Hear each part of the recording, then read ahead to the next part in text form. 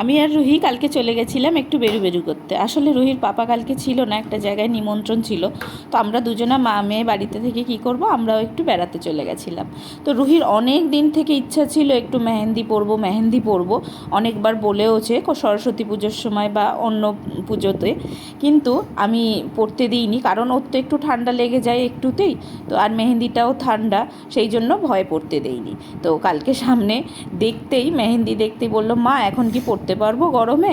তো এইভাবে জিজ্ঞাসা করলো, আমার মনটাও খুব গলে গেল, যাক গিয়ে একটু পড়ুক। আসলে সব মেয়েরাই একটু সাজুগুজু করতে ভালোবাসে। আমারও ছোটোবেলায় খুব শখ ছিল মেহেন্দি করিয়েওছি, কিন্তু এখন আর সেগুলো ভালো লাগে না। তো সেই শখগুলো এখন থেকেই মিটিয়ে নিক। আর মেহেন্দির ডিজাইনটা দেখছেন কি সুন্দর করছে ওরা, বেশ মানে একদম 10 মিনিটের মধ্যে এত সুন্দর মেহেন্দি করে দিল। আর ডিজাইনটাও খুব ভালো লাগছে ওর হাতে।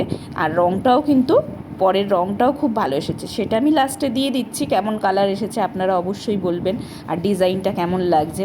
তো এক হাতের মেহেন্দি করিয়ে রোহিত তো এই মেহেন্দি শোকাতেই খুব বিরক্ত হয়ে যাচ্ছিলো, মা এত কষ্ট, এতক্ষণ লাগে। তো আমি বললাম, হ্যাঁ সাজুগুজু করতে তো একটু কষ্ট লাগেই। আপনারা কিন্তু জানাতে ভুলবেন না কেমন লাগছে রুহিকে।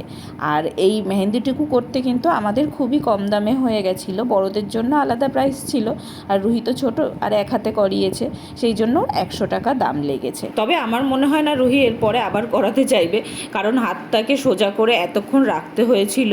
আর রবিবার ভীষণ ভিড় ছিল আশেপাশে, তো সবার গায়ে ঠেকে যাতে মেহেন্দিটা নষ্ট হয়ে যায়, বা মেহেন্দিটা কোথাও লেগে কারোর জামা কাপড় না নষ্ট হয়, সেই সব দিকটাও খেয়াল রাখতে হয়েছিল। আর এই যে হয়ে গেছে, এইবারে দেখাচ্ছি ফাইনাল রেজাল্ট।